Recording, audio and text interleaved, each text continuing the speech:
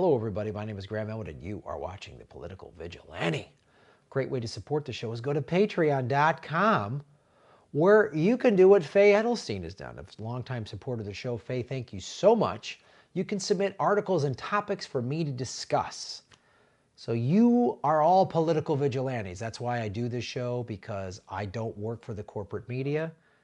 So Faye sent this, 5G and energy consumption. So this 5G rollout everybody's talking about, all the phone companies. I've even talked about this last year. I did a video that they haven't even tested the environmental impacts. But here's the thing I was not aware of. The tsunami of data could consume 1/5 of global electricity by 2025. Wait, what? Billions of internet-connected devices could produce 3.5% of global emissions within 10 years and 14% by 2040, according to new research reports Climate Home News. This is significant. And this article that's in the show notes, and I'll put the link in here, it's pretty extensive, but the way they explain it actually starts to make sense. Because expanding 5G, right? We had 3G, we had 4G, now we had 5G. So it's more data, right? And everybody now is streaming more, all the iClouds, everybody's storing data up in the clouds. Well, those servers need electricity because they're 24/7. Yeah, I never thought of that. So the 2014 paper, Data Center Efficiency Assessment, by the National Resource Defense Council reports that the 2 million computer servers in close to 3 million data centers that are used in the U.S. for online activities gulp enough electricity to power all of New York City's households for 2 years. Wow, maybe we don't need 5G. Greenpeace offers this comparison. If the cloud were a country, it would have the 5th largest energy demand in the world. So 5G just brings more information, right? It's just like, as it's been explained to me, it's like a bigger pipe, right? So whatever, 3G is this much information, 4G is like that, and 5G is like this. So then there's all this data. Where does it go? I don't know, YouTube videos. Where does Google put all these? The fact that our digital devices have such short lifespans exacerbates the problem of the excessive amount of energy used in their production.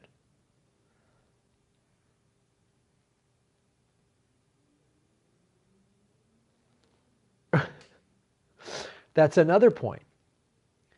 Right? So you always got to get the new upgrade, the new upgrade, the new upgrade. Well, all the resources to get the new phone or the new laptop or the new iWatch or whatever to make that thing, and then you only use it for a couple years, and then you get the new one.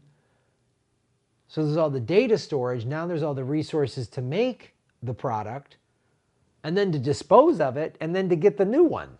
See what I'm saying?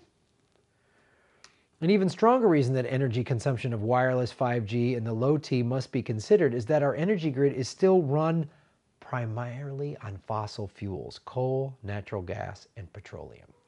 So this is one of these things when I talk about a real Green New Deal, like Bernie Sanders' Green New Deal.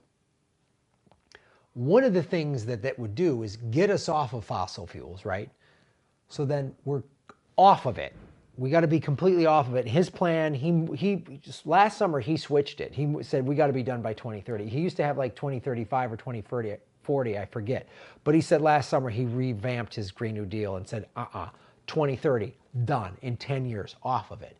Part of that Green New Deal is money in research and development. They'd be like, so how can we more efficiently have all this cloud storage for all this data?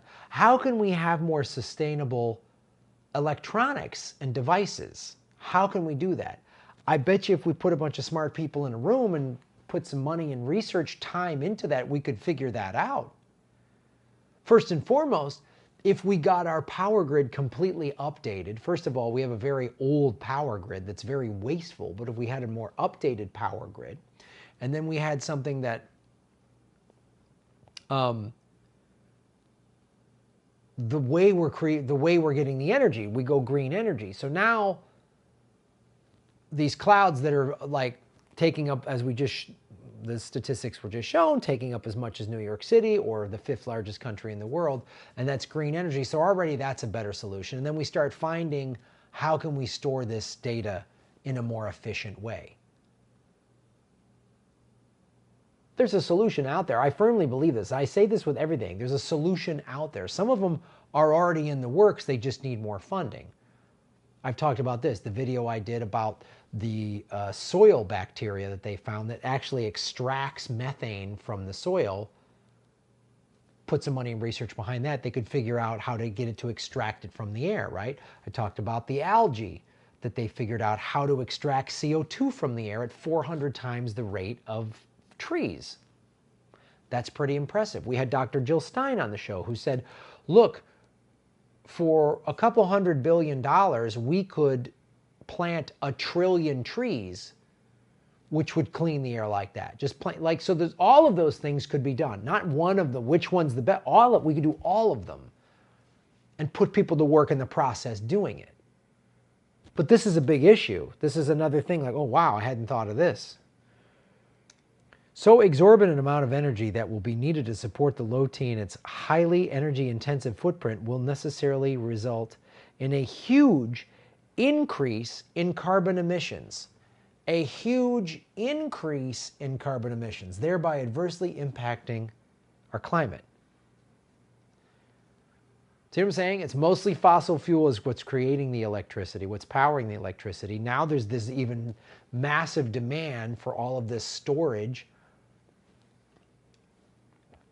Will the energy footprint of 5G in the low T be offset by improvements in energy efficiency and innovations businesses may come up with?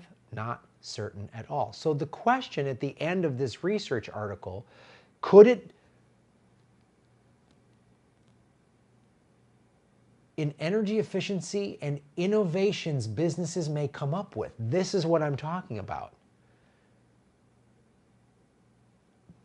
They put money into why we all walk around with a smartphone in our pocket that's more powerful than the computer that put a man on the moon 50 years ago. Look at all the research. If we focus on this, we can find a solution. If we don't, well, the earth ends. Life on earth is over. So think about that. Good luck. We're at a critical point. So petty arguing and nonsense like that, if the human race doesn't evolve and pull its head out of its ass, we're all done. It's that simple. People want to have stupid petty arguments and bitch and moan about this, that, and the other thing. That's fine. Then we're done. Then the human race is too stupid to have fixed itself. So that's why I'm doing this show. I'm trying to get the word out, trying to get people to pay attention, and I appreciate Faye Adelstein for submitting this article and for us to discuss. I'm going to be doing a lot more about 5G. Because this is going to sound shocking. The government and the corporations aren't telling us everything about it. I know, you're as shocked as I am. The government is usually so trustworthy, and big corporations, especially telecom, well, they have our best interests at heart. Absolutely. So good. Cigarettes make you thin, chocolate makes you smarter. Right? Trust everybody. Thanks for watching the show, everybody. Go see John Proclone or Ron, I don't care. One of the Proclone boys is going to be with me on the road doing the Progressive Comedy Tour. We are in Arizona and San Francisco in February. We are in Florida in March. We are in Seattle and Portland in April. In May, we are in Indianapolis, Detroit, and Cleveland. In June, we are in Louisville and Nashville, Atlanta to be added soon. In July, we're in Chicago and Milwaukee. In August, we are in DC, Richmond, and Philly. And in September, we are on the East Coast in New York, Boston, Portland, Maine, and Burlington, Vermont. In October, we're in Madison and Minneapolis. Go see us on the road. Go to GrahamElwood.com. Like, share, and subscribe, and go to patreon.com/GrahamElwood or rockfin.com/, boy, I'm really having a hard time talking. It's all this 5G making me nutty. Rockfin.com/Graham Elwood, which is a blockchain cryptocurrency platform. Like and share and subscribe. Oh, they've been throttling my numbers, but we're close to crossing 60,000 subscribers. So make sure you're subscribed and share these videos. Thanks for watching.